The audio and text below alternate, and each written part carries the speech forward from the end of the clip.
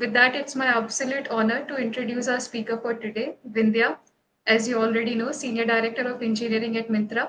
With over 20 years in software industry, Vindhya is a Senior Director of Engineering at Myntra, leading teams across storefronts, customer growth, search, loyalty and engagement, and checkout and payments. A technologist and innovator, she has spearheaded key advancements in fashion retail, including My Fashion GPT, vernacular search, virtual try-on, and Gen AI projects. Previously at Visa and EMC, she holds 2 patents and actively mentors through hackathons and technical blogs. Beyond tech, she champions diversity and inclusion through Myntra's V for She and She Commerce initiatives. So, if you have any questions about this inspiring session, before we head on with Vindhya, please park your questions in the chat box. Over to you, Vindhya. Thank you, everyone. So that was a lot. Thanks a lot, Divansha. So we'll get started. So I had a lot of plan for this session, definitely. So I was just trying to think what are some of the things that I should start sharing with all of you based on my own personal experience as well, which will be definitely, helpful for you in, in your career aspirations for your skill development or for your job opportunities, or if you're an entrepreneur. So I started putting some things together. I'm sure you will all find it really, useful. So I hope you will all like it. Okay. So I'll get started. I think Divyansha just talked about being introduced myself a little more. I like when I see this crowd, I feel really fascinated because I've been in the same state. I was in the same state like you all, say almost like 25 years ago. I started like this. And since then, it's been such a wonderful journey. And when I, go to these kind of forums, I really get thrilled with all the aspirational women, future leaders, who want to do something in their career, who are really aspirational. So it's my privilege, and I'm really humbled to talk to all of you guys today, right? And so I kind of, put a few things which I feel is really important for all of you at this state of your journey, right? I think most of you all are engineering students.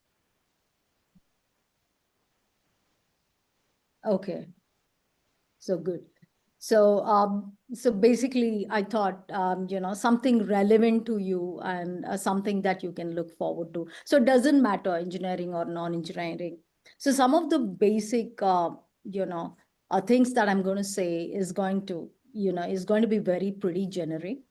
So, so what I was thinking is what I'll just narrow down. There are so many things that you could focus on in your career. So, but especially when you're starting your career, when you're looking for a job, or when you're, trying to be an entrepreneur, what are some of the key things that you should focus on? So, whatever I felt, the top 5 things that you should focus on, so you don't have a laundry list of items. So I narrowed it down to 5. We will also touch upon Gen AI and what is the future skills that you need to start developing. I will cover that part as well. But before that, I have few other basic fundamental things that are very critical for each one of you. So I'll get started with those also. Okay, so we'll get started. So I talked about the top 5 skills that you're going to, that we're going to walk through today. And the first one, which I've seen through like almost like 25 years, the first one is always to get your fundamentals right. Okay. So, Pooja, you can just share the slides. So, what I've done is I've just jotted down the 5 skills so it stays in your memory. So, when I say, to get your fundamentals right, This is something that I will look forward for someone who is joining as our intern, or someone who is, joining as a fresher in Myntra or any other organizations, right? So what do I mean this to get your fundamentals right, right? So some of the basic building blocks of software engineering, you cannot miss. And what are those building blocks? And what are some of the things that you need to keep in mind, to understand the concepts, which is actually part of your academics as well. So the building blocks would be like, you need to be familiar with at least one programming language, right? It could be Python, it could be Java, it could be JavaScript, or it could be like, you don't have to learn 5 different languages and overwhelm yourself. So what is important is just one language that you're extremely comfortable with. So that, you have to keep in mind. And the second thing is about, ds and algos, so which is very, very important, and especially when you're looking for a job. And don't take these fundamentals very lightly. Even see, there's a lot of buzz going on around, say, gen AI related technologies. But even before getting there, so right now, if you see, we are in a phase, we are in the Gen AI era, but we are in a phase where we cannot miss out on some of the things that we were doing, previously or currently, and we cannot lose out on the opportunities of the future. So we are kind of in between. So what I would suggest is, to stick to the fundamentals, get your, a really good understanding of your data structures and algorithms, because any company that you go for, for interviews, these are the basics. And, definitely you will be evaluated on your, data structures and algo skills. So what you should do is, and, these are the things that you cannot do it just before the interview, say 1 day before the interview or 2 day before the interview. And you need to be able to, do this. You should start slightly earlier, like 90 days before the interview, or maybe even 6 months before the interview. So all you need to do is, what are some of the key data structures and algos that you have to be familiar with, and practice them as much as possible. So every day you need to block some time, and that's how you do that, right? And what also I've seen with people is, they might even code, they might even, write the problems very nicely, right? But unable to explain. So that is also a key part, that, you should also practice explaining what you have done to someone. So that is also, I think, a key quality that you should develop. And other things are like, understanding computers. So we are in the software technology business. So you have to understand, like, all the basics, and be very thorough with it, right from the operating systems, the CPUs, the memory, the processes, scheduling.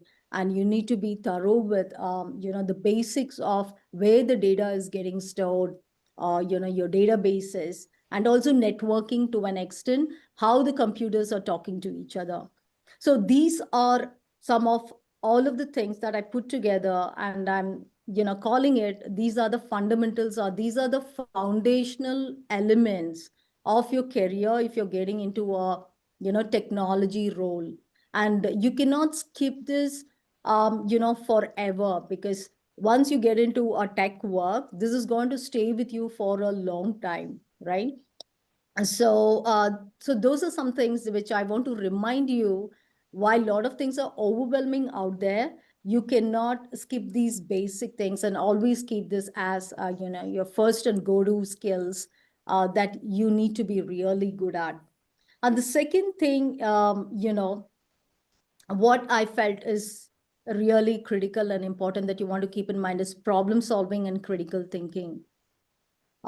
So see, once say you understand, all the concepts theoretically, you should be able to apply it. You should be able to understand, okay, how to break a problem into, smaller chunks and how to solve each of those chunks, right? And also you need to understand when should I apply what and how do I fix things. And you should have the practice of structurally solving a problem, which is very important. And structurally how you solve something, by breaking it down, by understanding deeper insights into it, and that's how you solve the problem structurally, knowing like when to apply things, right? And along with it, I thought, it's not only about problem solving, it's also about developing, critical thinking. So what is critical thinking? Like, you guys can post it on the chat group. What do you guys think is critical thinking? Why do we need it? No? Chats? Out of the box thinking, thinking on feet, all perspectives, thinking beyond the AI. Yeah, to an extent, you're all see, critical thinking is questioning, why should I solve this? Right?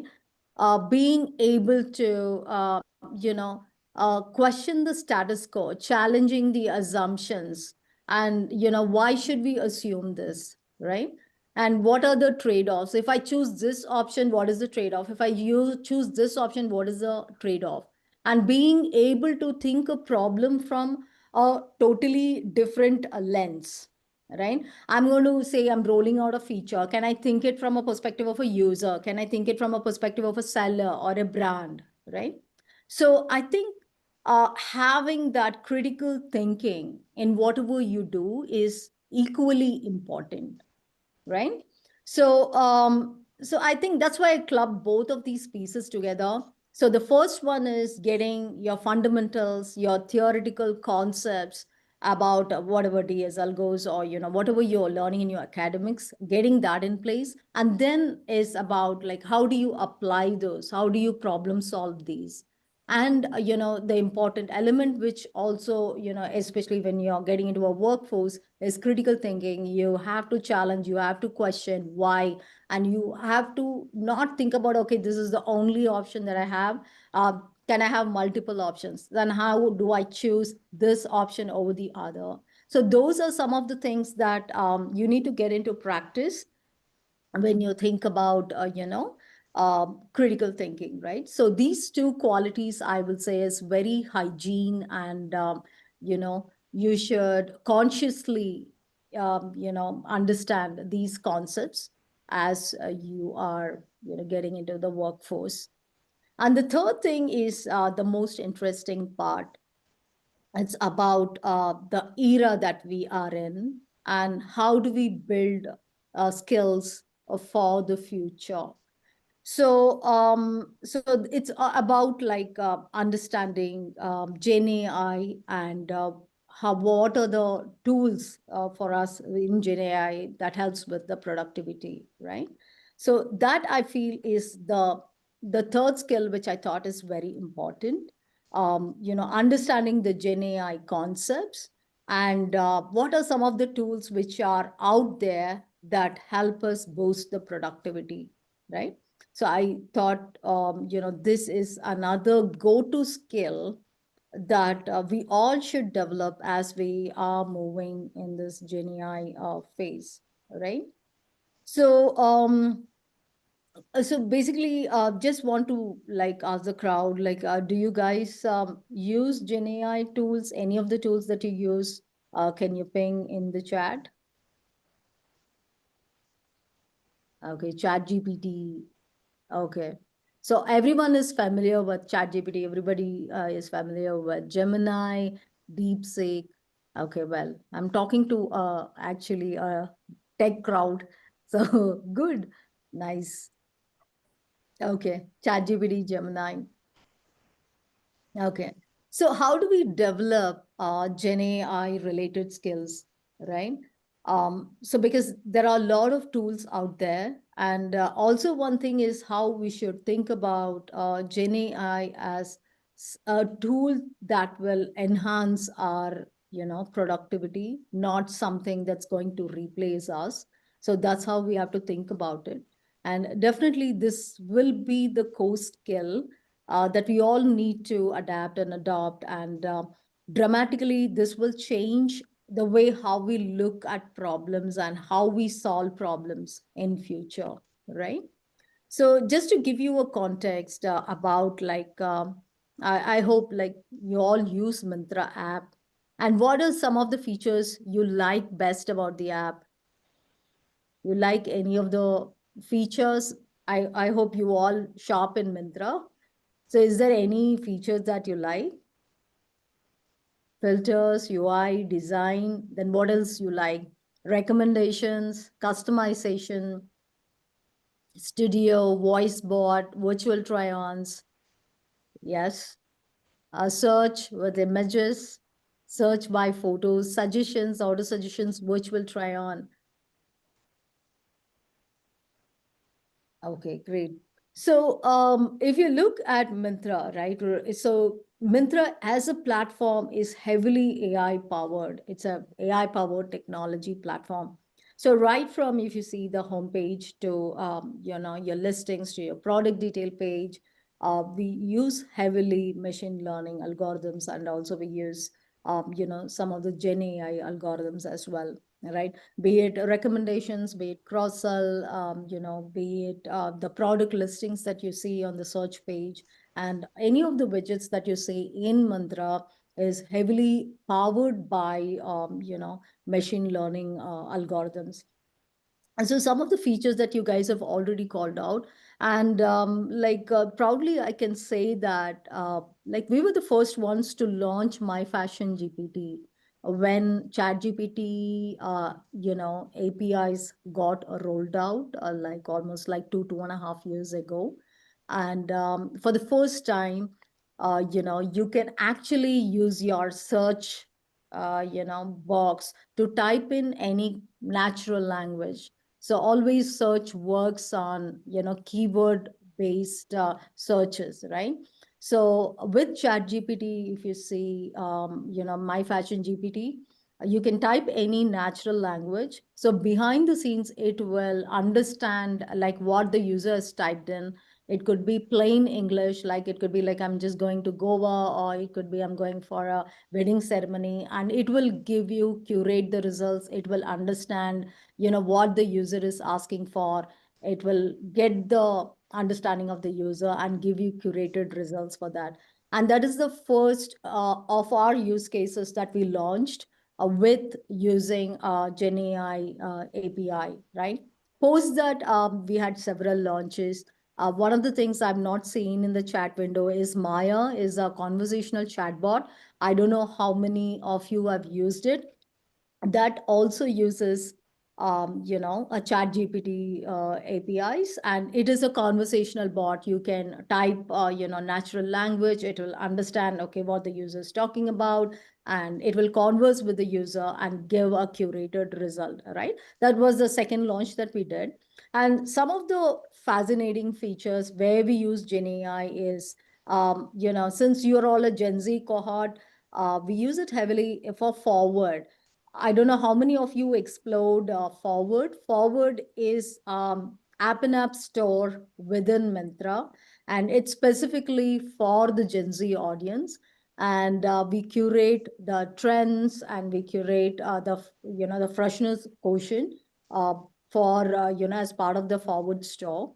And if you see in Forward, we use Gen Z algos for identifying the macro and micro trends, because so Gen Z cohort is trend first cohort, and trends basically it's not like seasonal trends, right? So you have a trend which is like just comes in a week and goes in a week.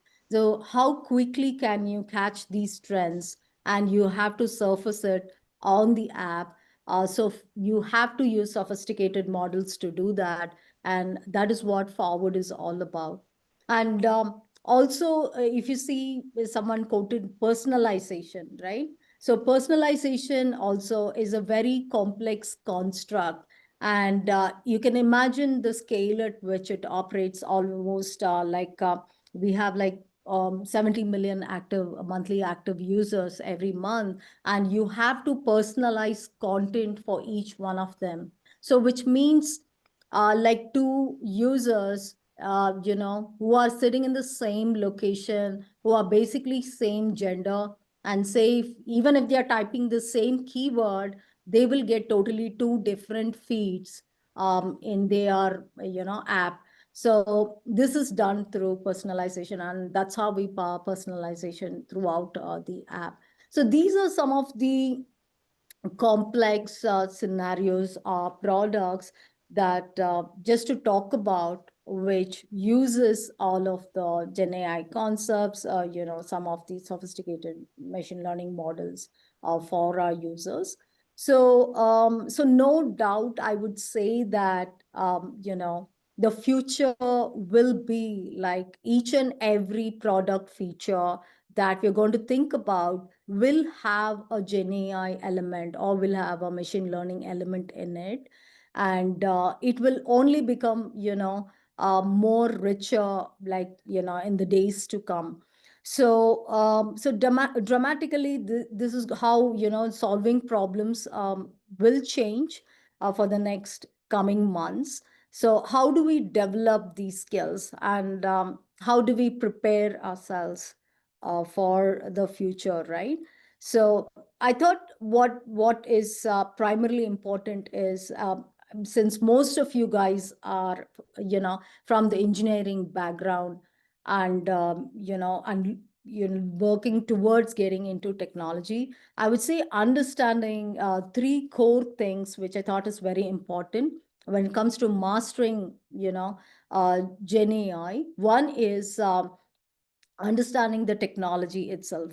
And many of you have typed that, you're familiar with, AI assisters, which is nothing but, say, Chat GPT. I think almost everybody uses Chat GPT, and people were pinging Perplexity, Claude, and, so many AI assisters, which we find it like really easy to converse. A few years ago, it was always like, we used to go to Google search and search for content, and we try to, pick what we want. But now we find it so simple and easy to talk to, a large language model and get the output that we want, to give us suggestions. And for our day-to-day work, it has just become a norm. So, but what I think is very important for all of you is not just going ahead and using it, but also understanding the technology behind it, right?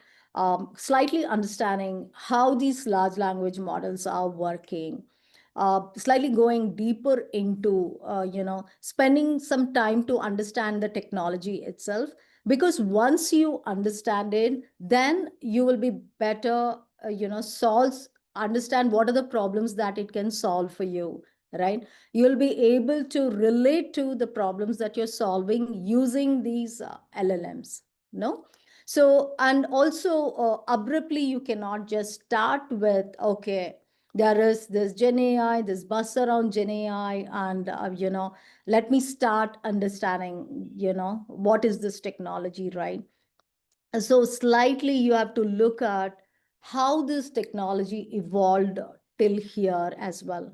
So if you ask me, like 5 years ago, I would have still thought that, okay, machine learning is still a niche skill, right? Maybe I would not have gone deeper into how these machine learning models were working, right? But if you ask me now, it is a skill that everyone should understand.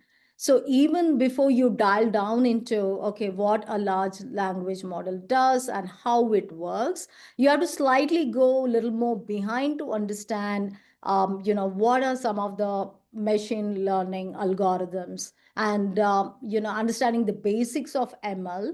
And then, understanding, okay, what is deep learning, and within deep learning, what are some of the techniques which are used, which is like your CNNs, RNNs, and what led to, encoders, decoders, and what led to the transformer architecture. And from there, you get into what a large language model is, right? So at least, I think as engineering students, I feel it's important for all of you and for people, futuristically looking, how important it is for us to understand how this technology works. Because without understanding, you'll not be able to solve the problems, that we can benefit out of it from, right? And so spending some time to understand this, I feel, is very, very important. And so that is my first part of, developing. And there are it's not like, I still remember like 20 years ago, access to information was so difficult. So I can remember my childhood days. I still remember the electric bell.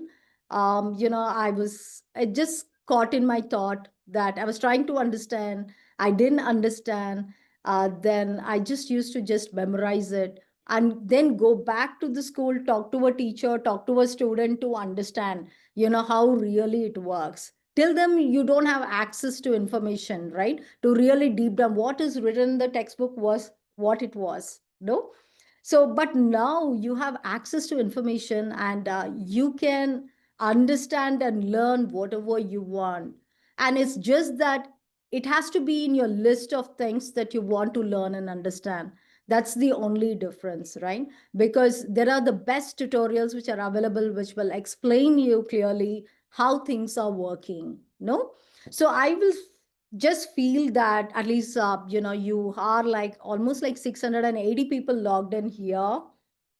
If at all, like if you want one takeaway, I will say, spend time on, understanding and getting deeper into stuff which is very important for developing your core skills. And you can do it all alone. You don't have to do it with your friends. You have, content out there. All you have to do is, put that time to learn the content, right? So that is my first thing. And the second thing in Gen AI, which I feel very important, is tool fluency, right? So, what do I mean by tool fluency, right? So, I think, if you are coders, you are familiar with, one of the coding tools like you'll use IntelliJ, you use VS Code if you're using JavaScript, right? Similarly, I think for Gen AI, right, you should develop tool fluency. Like, I think I don't need to talk about like chat gpt, because chat gpt, you already know that how to use it. It's like you just prompt, you get a response, and you're done, right? It's a conversational bot.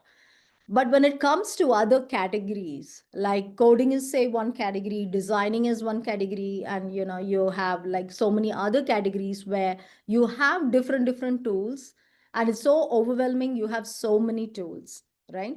So at least one tool you should be able to fluently use it as much as possible, so you're able to appreciate, how this whole thing works, right? So at least if I talk about, coding as a category, I've been trying a lot with, Cursor in Myntra. We are using Cursor as a Gen AI tool for development. And also I've been exploring on Windsurf. I'm exploring on, GitHub Copilot. And there are so many tools out there, which I think it's so important for you to get familiar with these tools, how these tools are working, how you can be more productive using these tools. And for design, you have Midjourney, and there are several other tools you can try.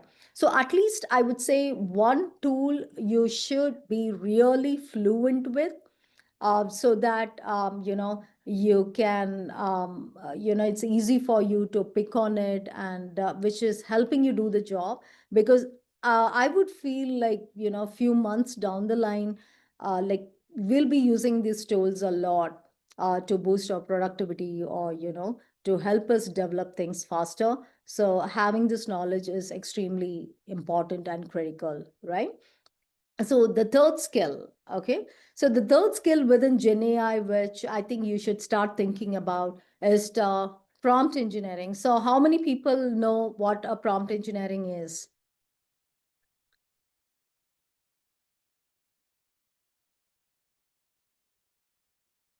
Okay.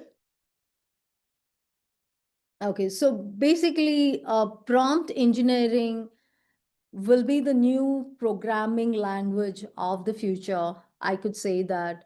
So you have to now be really good at, you know, knowing what to prompt to get the right answer from the LLM, right? So assume that, the way, structurally we used to solve problems is, all this while you have a problem, you want to break it down structurally, you know how to solve them. But I think moving forward, the way we think should definitely change. You have to assume that, okay, all the solutions are out there, the data is out there. How can I best, you know, add a prompt or question the LLM to get the right output? And sometimes I feel that it's taken so for granted. We don't design the right prompts. If you don't design the right prompts, you're not going to get the right answers. So crafting these, prompts is extremely, a great skill to have. So don't underestimate, the prompting techniques. So I think what you guys all are familiar will be like, zero shot prompting. But I think you need to understand about, there are so many techniques out there: few shot prompting, or the chain of thought reasoning prompting, or role based prompting. So getting familiar with, prompt engineering, I feel is a very critical and important skill for all of you. So you never know, like 6 months down the line, you will have a lot of new roles could open up. It could be like a prompt engineer, it could be like an AI engineer, or it could be like agentic AI engineers, right? So I think it's, important to be well prepared with, all of these constructs before even, you start seeing them, right? So these are some of the things that I feel, as part of Gen AI. If at all you want to build some skills on Gen AI, it's like understanding how these, the technology works, spending some time on that, learning like machine learning concepts if you have not done it before. And the second thing is developing, tool fluency in at least one of the tools that you're working on. So you're comfortable using, all the shortcuts or all the things that are part of the tool. And the third one is about prompt engineering, give more focus to prompt engineering. So I feel these three put together, will help you with building your complete, Gen AI concepts, and helps you in your own work to boost productivity, right? So any questions, folks? Till then, we've covered like three skills that I had in my mind.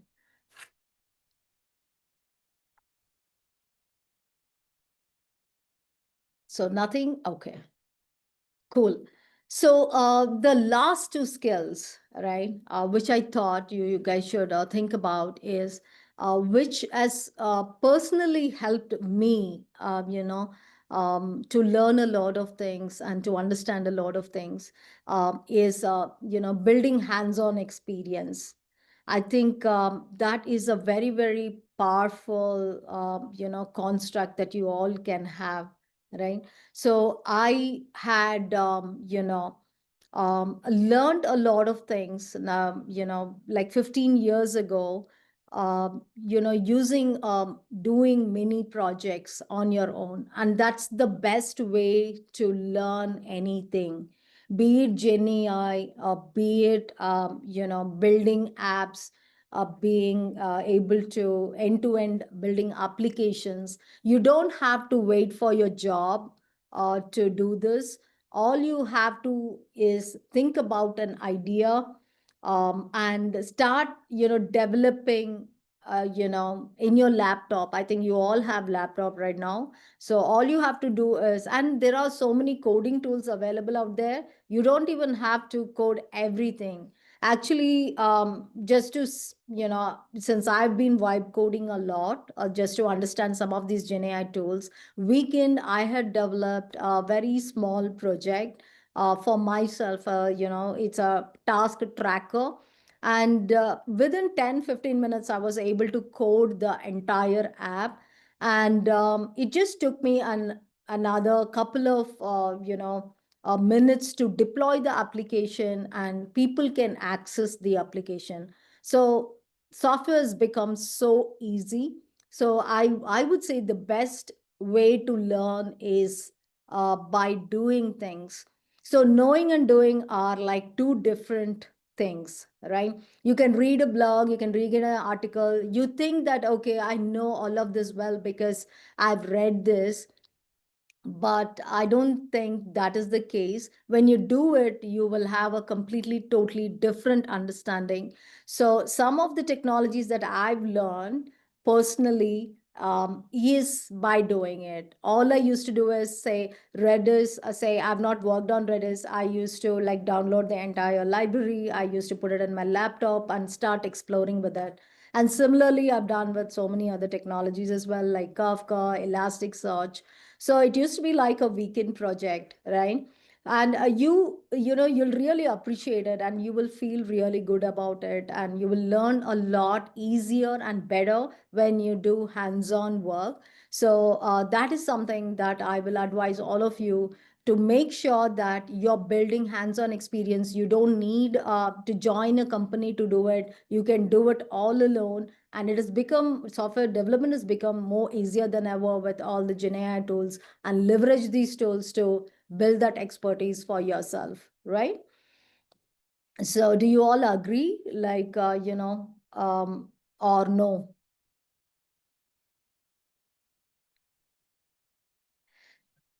Okay, how do we start? You have to start somewhere, right? You don't have to be prepared enough to start, right? Just go ahead and start it, and you will figure it out, right? So that is the last part of my conversation here.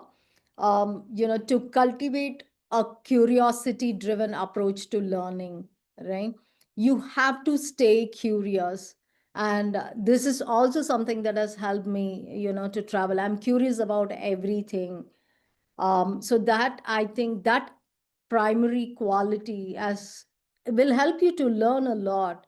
And because you're always trying to see, oh, how is this working, how is this working, why is it not working this way, right? You're going to question a lot, and in that process you're going to learn a lot. So I feel the last skill that you have to consciously develop is building the curiosity within yourself. And continuous learning never ends. And you can say that, okay, I'm like 25 years in this industry, and I always feel that, I don't feel the difference at all, right? Even now, if there's something new, right, with all this Gen AI going around, I want to, greedy for learning more. Okay, let me understand this, let me do this. And even now I have projects of my own which I want to do, I want to explore, because I strongly believe in that concept that if you do something, you're going to make better decisions. You will be able to relate to what is going on outside. So I do strongly believe in that concept. So that is something that I want to share with all of you guys. And it could be as simple. So developing this is not really tough, right? So if you see, you use a lot of apps now, anything that is an app, and be curious about, okay, how is this exactly working? Question yourself. And especially with search, it's so interesting sometimes, because I'm handling the search ecosystem in Myntra. So you can just type any keywords, right? Example, there is something called as parachute pants. I think you guys are all familiar because you're all Gen Zs. You know what a parachute pant is. So when you type parachute pant, it just gives you a lot of results set, which are parachute pant. But behind the scenes, if you see, There's no word in the catalog which is called as parachute or which is called as pant, because pant is basically trousers in Myntra. Then how is the result coming up on the screen, right? So, questioning these things as you are seeing anything, as you're doing anything, I think will develop a lot of curiosity for you to learn, go deeper, and understand systems really well. Okay. So that is my final thing and final advice to all of you, to stay curious. That is what will help you go a longer way. And, think that continuous learning is your superpower, right? You have to keep learning, throughout your career, and it never, settles down. So those are some of my key advices to at least this group. So if you have any questions, please go ahead and, you can post it. So suggest a tool with start with, right? So GenAI tool, see if GitHub Copilot is, GitHub Copilot is free. Just check that out and start using GitHub Copilot. I think that is a good one to start off with, right? If you want to explore a tool, right? And you can try out Cursor. I think there's 2 months they give free subscription. Cursor is amazing. It's such an awesome tool. I think you should all experience Cursor. There is Windsurf, and there are a couple other tools. And try, you don't have to subscribe. You don't have to pay $20, I think, because there are so many tools. You can just explore one by one for a month and see how things are working, right? You can go ahead and do that. Yeah. Uh, what else? Any other questions, folks? So we talked about, just to summarize, right? What I was thinking in my mind when I came here. You can the first one is, don't miss out on your fundamentals, which is the first one, your academics, because we are not in that phase where everything is completely abstracted out, right? Like at home, how I'm using my fridge, how I'm using my TV. I don't know what is going on inside, but I still use them. I enjoy them, right? But that is not the case right now with, coding. Still, it requires human validation. Still, humans are responsible for checking in the changes. So we have not hit that abstraction level to say that, okay, I don't want to learn coding anymore. We still are responsible. So definitely, I would say the first thing is fundamentals. You cannot miss out on that. And the second one I talked about is developing your problem solving and critical thinking skills, which is extremely important when you're joining a workforce. And the third one is about the Gen AI. What are some of the things that you should learn?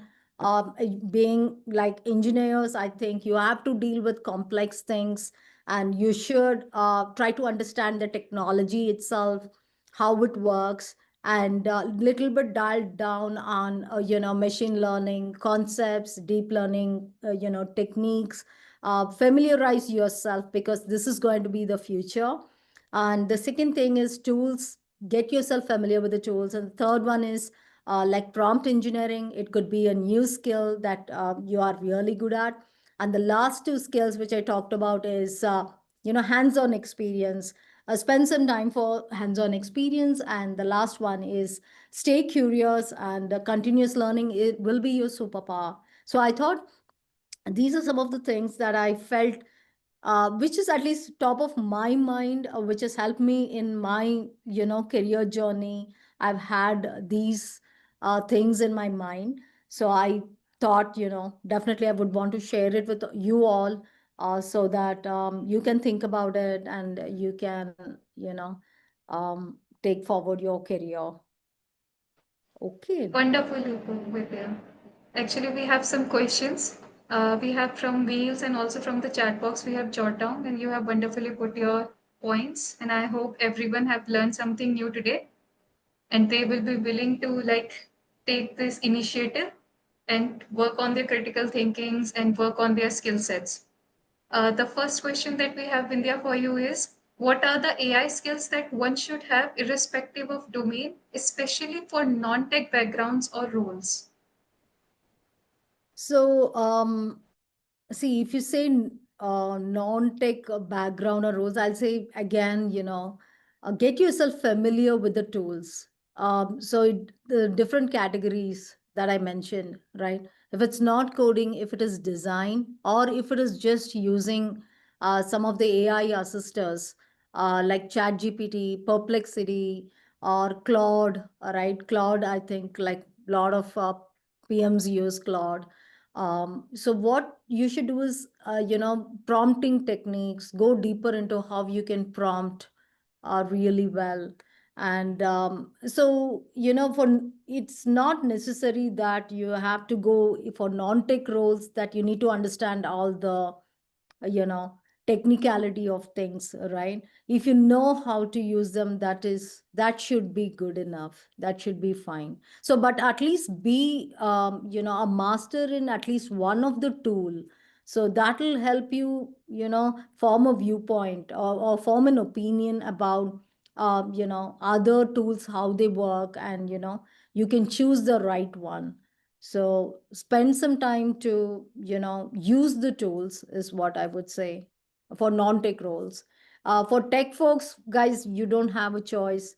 And, you need to get into the details of, what is happening and how it is happening. And that is really important, I feel.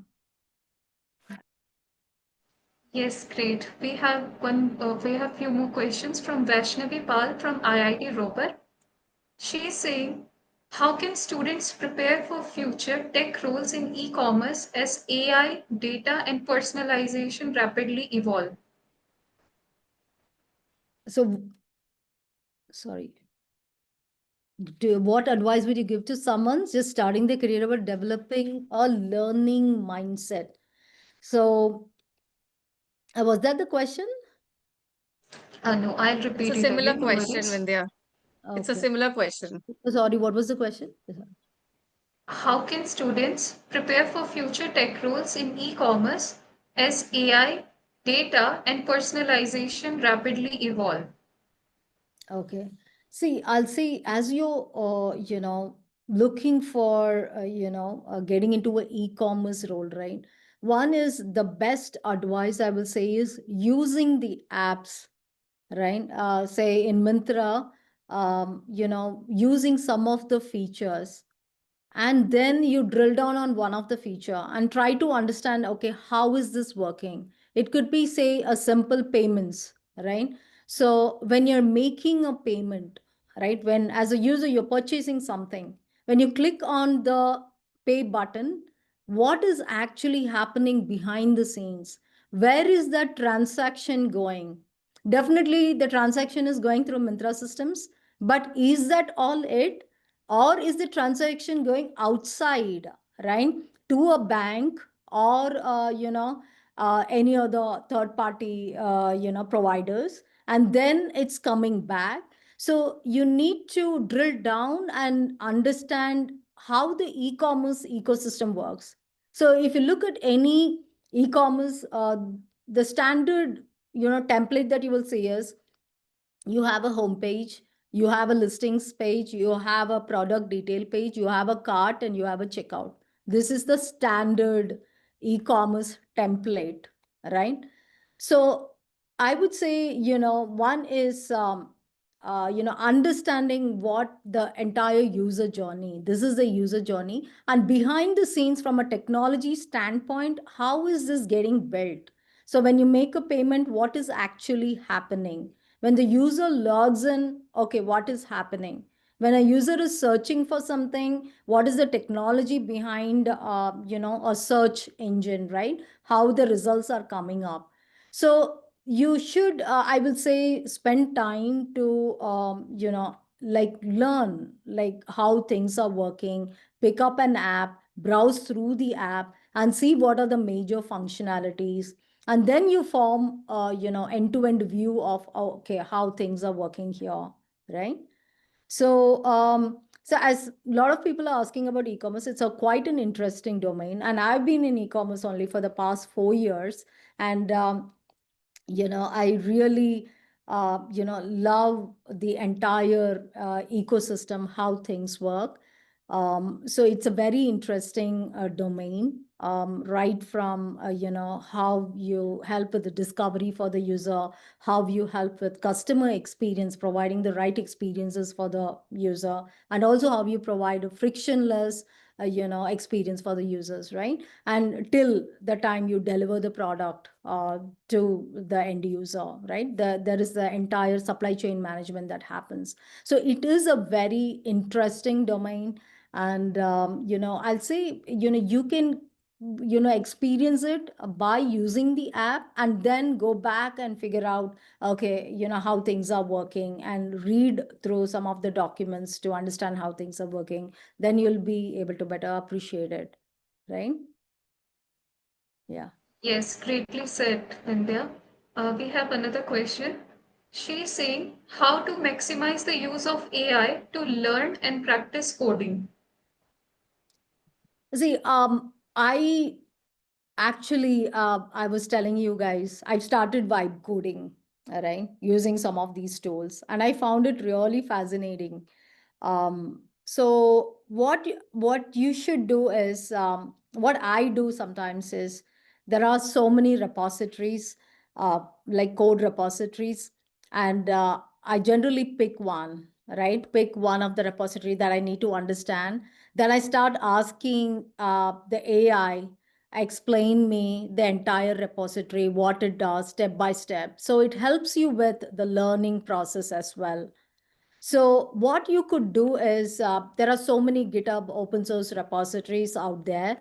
And if you really want to understand a piece of code, you can download the code, and you can open code editor, and you can ask questions, explain me the code step by step, right? Walk me through all the front end pieces, back end pieces, the caches, how it works. So you can converse with the AI code editor, and it to help you understand what's going on, and then you can develop something of your own, so to build your expertise, right? So you have someone who can teach you now so easily, which was very difficult earlier, right?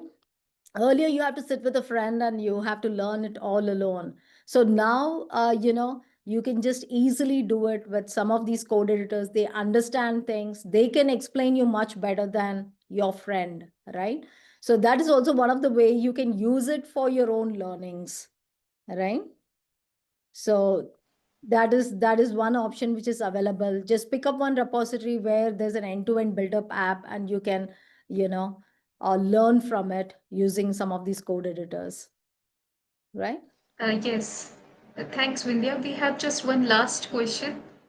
What are some good resources to have or follow to stay up to date? Okay. Resources to have, and what is it? Sorry, Divyansha. Staying up to date. Staying up to date. Okay. So I follow a lot of you know podcasts, and I follow some of the channels in YouTube. There is a channel called as AI Engineer. Just called AI Engineer, right?